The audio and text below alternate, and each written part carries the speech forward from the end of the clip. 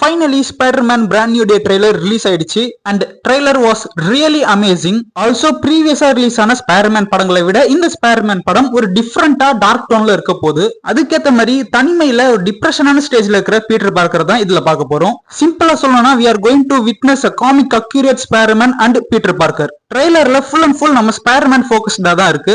Also நம்ம Bruce banner and punisher இவங்க ரெண்டு பேருமே காமிச்சிருக்காங்க. அண்ட் நம்ம நினைச்ச மாதிரி சேடி சிங் கேரக்டரை ரிவீல் பண்ணல. பட் ஒரே ஒரு ஃப்ரேம்ல மட்டும் சேடி சிங்க லைட்டா ரிவீல் பண்ணிருக்காங்க.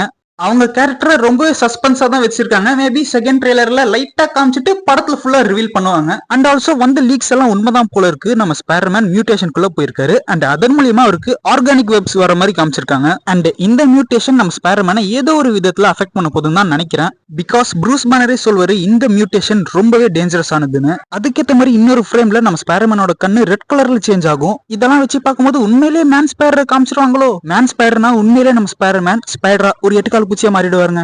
ஒருவேளை இருக்குமோ?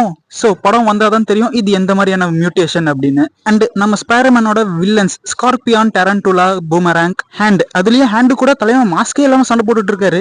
ஆல்சோ நிறைய ஃப்ரேம்ஸ் காமிக் பேனல்ல இருக்கிற மாதிரி அப்படியே ரீக்ரியேட் பண்ணிருக்காங்க. ஓவராலா ட்ரெய்லர் ஆக்ஷன் பேக்கடா தரமா இருக்கு. இதுக்கப்புறம் ஜூலை மாசம் வரைக்குமே ஸ்பைடர்மேன் அப்டேட்ஸ் தான் ஃபுல்லா வரப்போகுது. அண்ட் ட்ரெய்லர் பார்த்த நீங்க உங்களோட தாட்ஸ் அண்ட் வியூஸை மறக்காம கமெண்ட்ல சொல்லுங்க. அப்படியே வீடியோ பிடிச்சிருந்தா மறக்காம லைக் பண்ணிட்டு நம்ம சேனலை சப்ஸ்கிரைப் பண்ணிக்கோங்க.